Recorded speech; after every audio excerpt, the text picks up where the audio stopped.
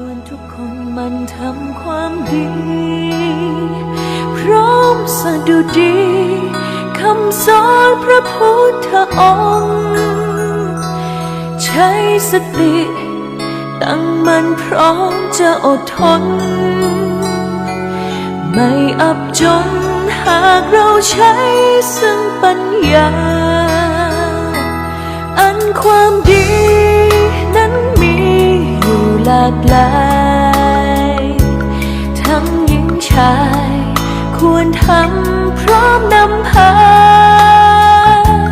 สร้างกุศลผลบุญบังเกิดมาสุขอุราจิตเบิกบานทุกผู้คนควรเดินตามคำสอนพระพุทธองค์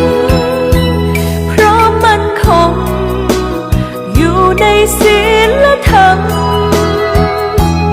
จงเชื่อมั่นทำความดี